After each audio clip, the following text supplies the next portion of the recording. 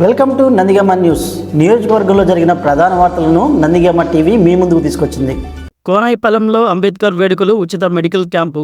ఎన్టీఆర్ జిల్లా చంద్రలపాడు మండలం కోనాయిపాలెం గ్రామంలో అంబేద్కర్ జయంతి వేడుకలు ఘనంగా నిర్వహించారు. అంబేద్కర్ యూత్ ఆధ్వర్యంలో నిర్వహించిన ఈ కార్యక్రమాల్లో భాగంగా తొలుత భారీగా బాణసంచా కాల్చారు. ఈ సందర్భంగా ఏర్పాటు చేసిన ఉచిత మెడికల్ క్యాంపులో పలు ఆసుపత్రుల సిబ్బంది పాల్గొని గ్రామస్తులకు పరీక్షలు నిర్వహించి ఉచితంగా మందులు పంపిణీ చేశారు. ఈ వేడుకల్లో పలువురు రాజకీయ నేతలు, స్థానిక యువత పెద్ద సంఖ్యలో పాల్గొన్నారు. బాబాసాహెబ్ అంబేద్కర్ 135వ జయంతి సందర్భంగా కోనాయిపాలెంలో అంబేద్కర్ యూత్ వారు కోనాయిపాలెం గ్రామ ప్రజలు 135వ జయంతిని సెలబ్రేట్ చేసుకోవడానికి పూర్తిగా ఏర్పాట్లు చేశారు. వారి ఏర్పాట్లో భాగంగా medical camp, dental camp, I camp, homeo camp కూడా నిర్వహించినారు. మా గ్రామం తరఫున వీళ్ళందరికీ కృతజ్ఞతలు తెలియజేస్తున్నారు.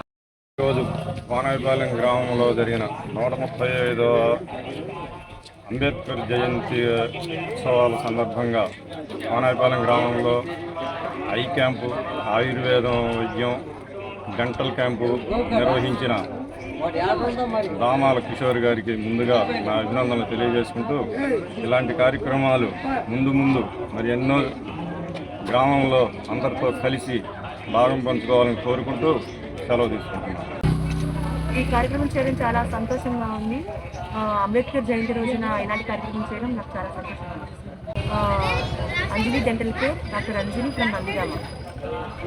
పేదలందరికీ ఈ మెడికల్ వైద్యం చాలా ఉచితంగా అందిస్తున్నారు. అందరూ ఇలా స్టార్ట్ చేయడం చాలా బాగుంది. జనాలందరూ సద్వినియోగం చేసుకుంటున్నారు. అది సంస్థ పేరు మాది మోహిత్ ఐ క్లినిక్ అండి, పెనమలూరు. మళ్ళీ మీకు నా పేరు డాక్టర్ కృష్ణమోహన్. నేను గవర్నమెంట్ ఆయుర్వేదిక్ హాస్పిటల్ ఈ బాబాసాహెబ్ అంబేద్కర్ జయంతి సందర్భంగా ఏర్పాటు చేసిన ఈ కార్యక్రమంలో మేము కూడా పాల్పంచుకున్నందుకు మాకు సంతోషంగా ఉంది. ఈ ప్రభుత్వ ఆయుర్వేద వైద్యశాల తరఫు నుంచి కానీ ఆయుష్ శాఖ నుంచి మేము ఎక్కడ అవకాశం ఉంటే అక్కడ ప్రజల్లోకి వెళ్ళి ఆయుర్వేదాన్ని అభివృద్ధి చేయడానికి కానీ ప్రజలకు సేవ చేయడానికి ఇలాంటి కార్యక్రమాలు మేము గతంలో కూడా చేసి ఉన్నాం. ఇదంతా ఆయుష్ శాఖ మా కమిషనర్ గారి సౌజన్యంతో చేస్తాం.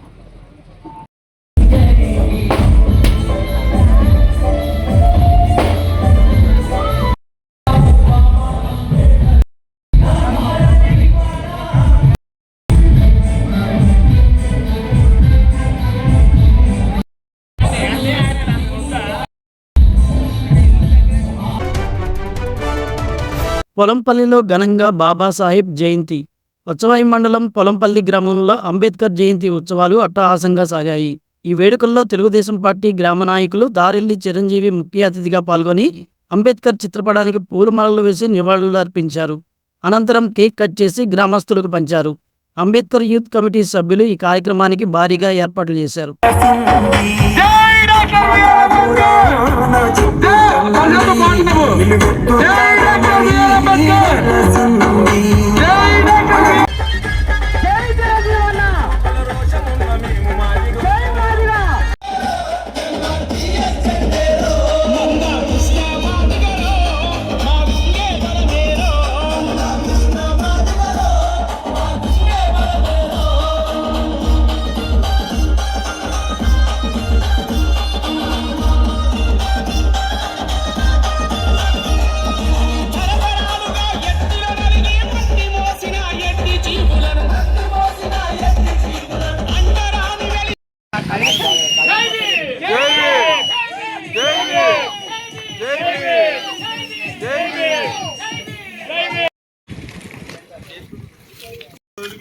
ఈ విగ్రహాలను మరి ఏర్పాటు చేసుకున్నాం.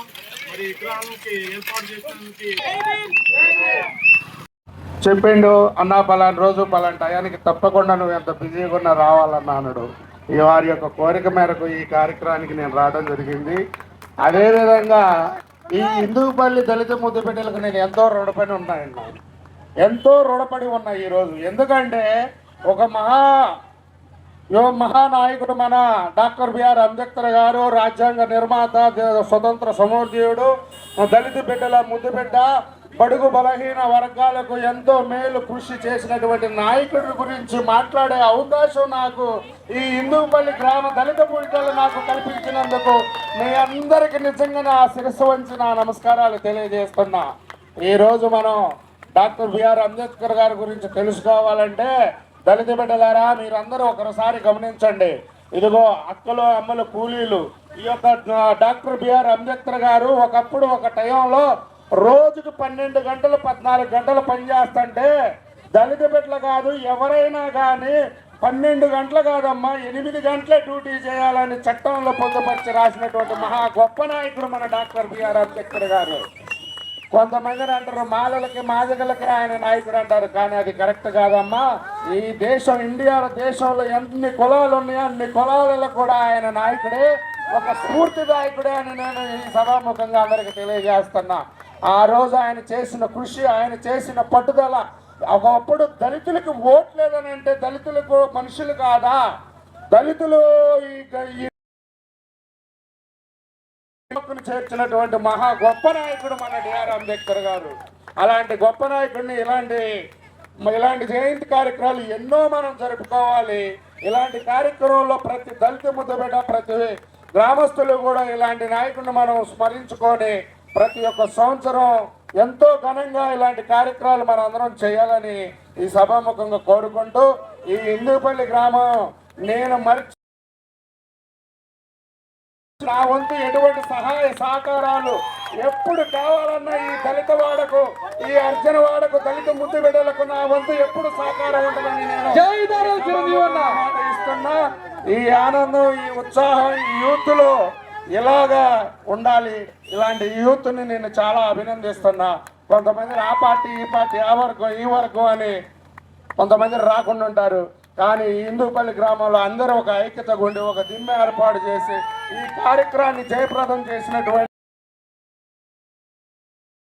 వంచి నా నమస్కారాలు చేసుకుంటూ తెలియజేసుకుంటున్నాను.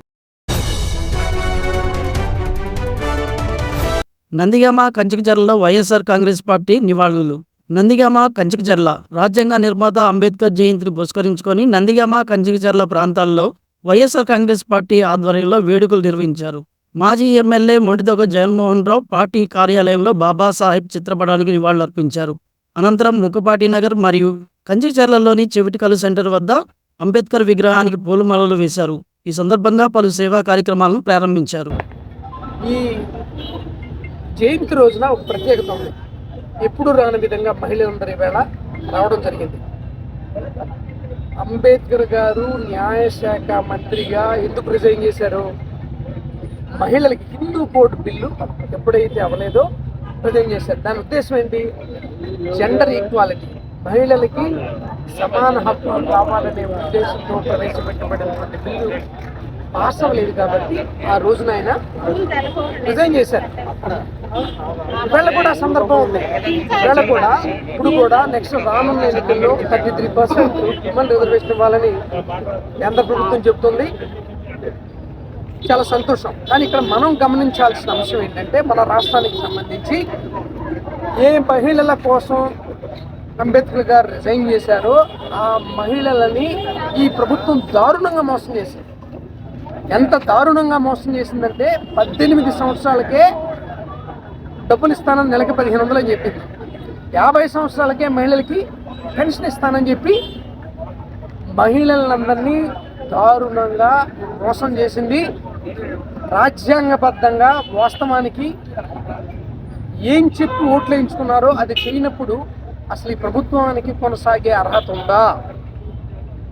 ఒక్క హిందూ కోడ్ బిల్లు పాస్ అవునందుకు ఆయన రిజైన్ చేశారు కదా. మీరు మహిళలందరినీ ఉమ్మడిగా మోసం చేశారు, పూర్తి స్థాయిలో మోసం చేశారు. ఈవేళ మహిళా సాధికారితకి సంబంధించి ఈ రాష్ట్రంలో మీరేం చేశారు? అసలు జగన్మోహన్ రెడ్డి గారి ప్రభుత్వంతో పోల్చి చూసుకోండి ఒకసారి. చూసుకొని మీరు ఏం చేశారు?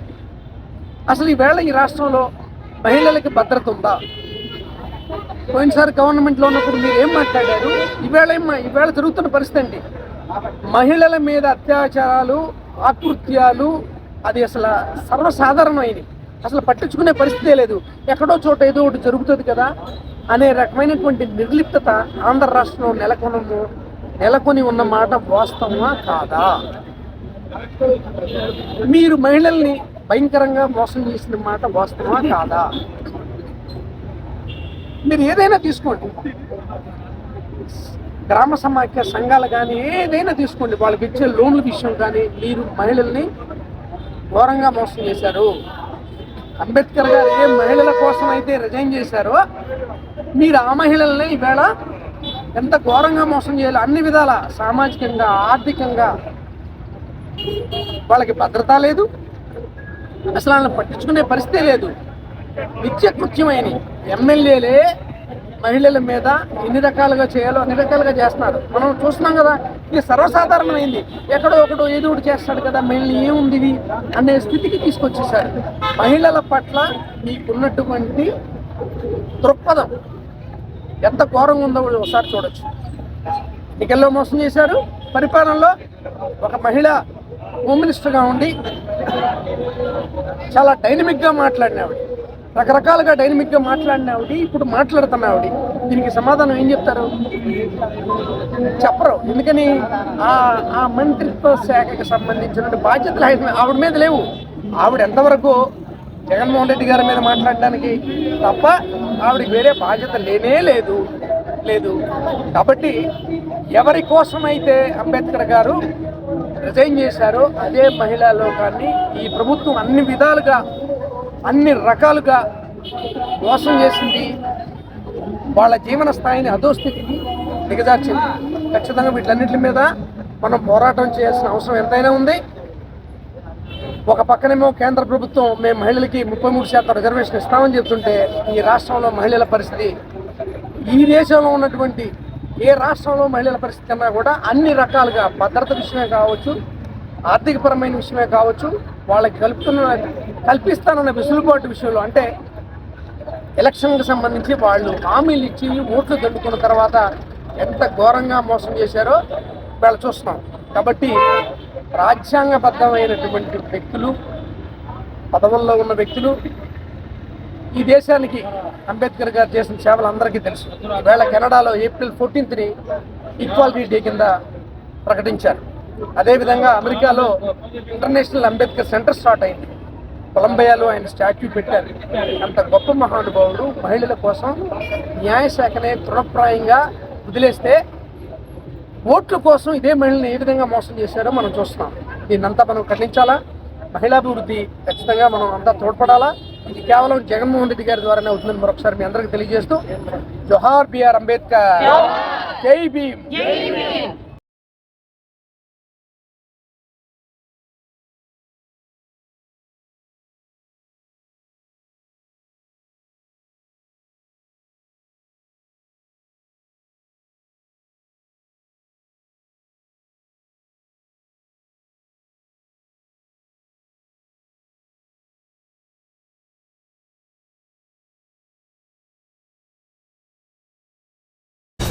రేపటి ఎన్డీజీ న్యూస్తో కలుద్దాం. నమస్కారం.